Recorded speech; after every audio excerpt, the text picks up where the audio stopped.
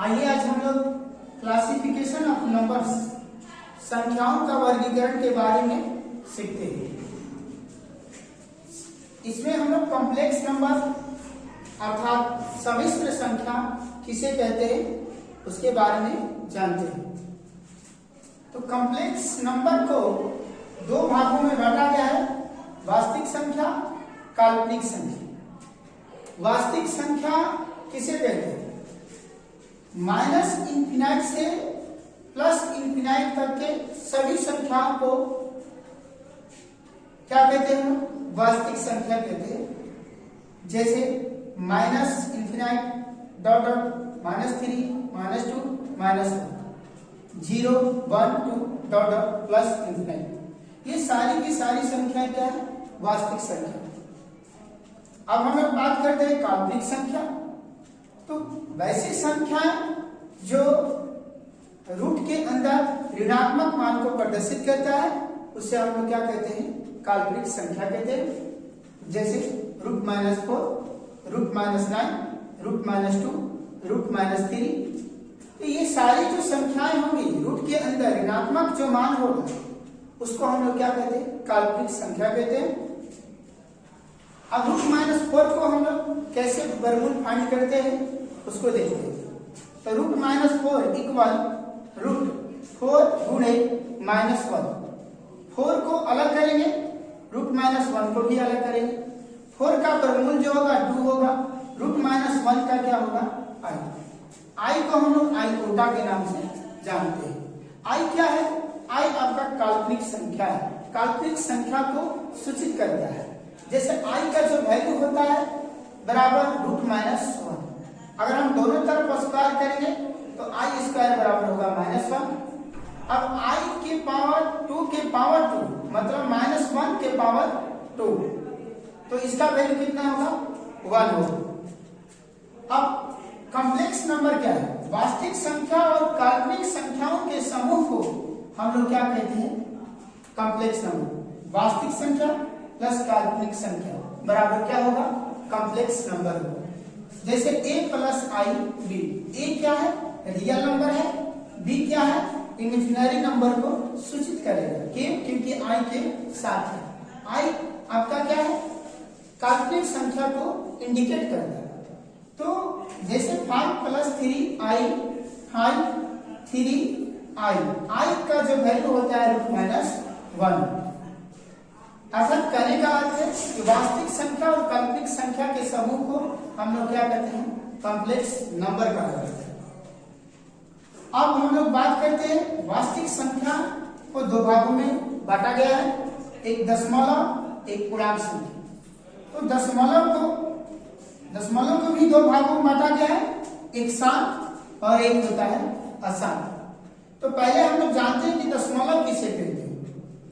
तो दो पूर्ण संख्याओं के सभी मध्य मान को हम लोग दशमलव कहते हैं। जैसे 2 और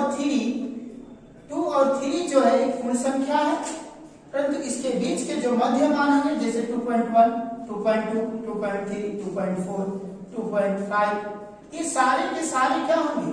दशमलव कहलाएंगे। क्या कहेंगे? दशमलव संख्या कहलाएंगे।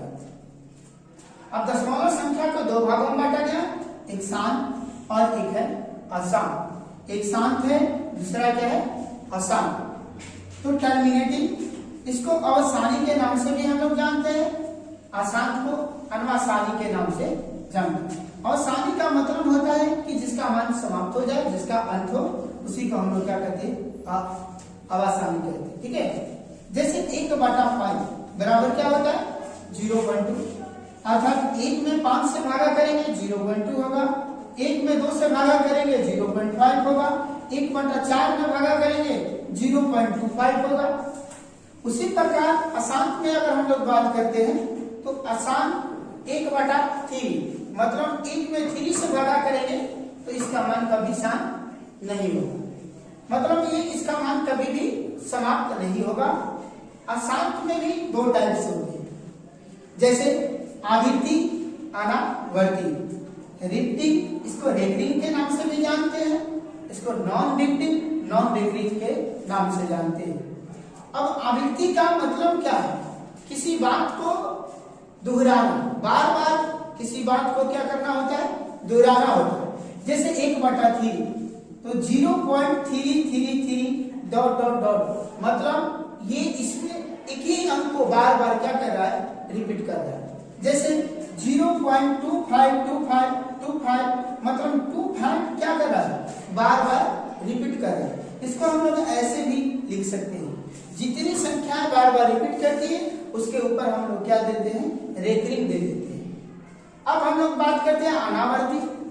अनावर्ती क्या है, तो वैसी संख्याएं या वैसी जो अंक जो है, वैसी नंबर जो है, उसमें अलग अलग जो अंक है रिपीट करेगा, मतलब बदल बदल के। जैसे 1.256012, इसी तरह डॉट, एक ही अंक बार बार रिपीट नहीं करेगा, या क्रम बनाकर अंकों का जो क्रम होता है बनाकर वो रिपीट नहीं करेगा।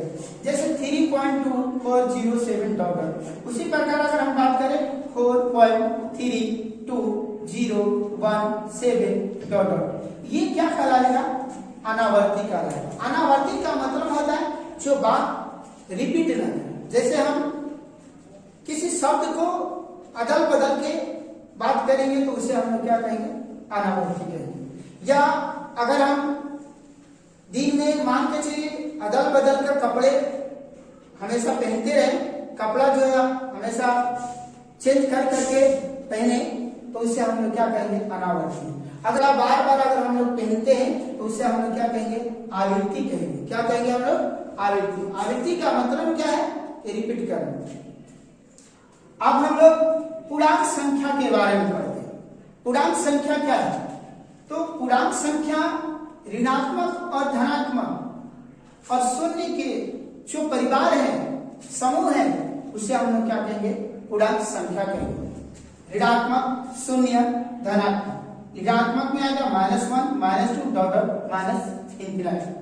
धनात्मक में 0 1 2 3 डॉट डॉट इंफिनिटी। और ये शून्य, शून्य ना तो नेगेटिव है ना तो पॉजिटिव है।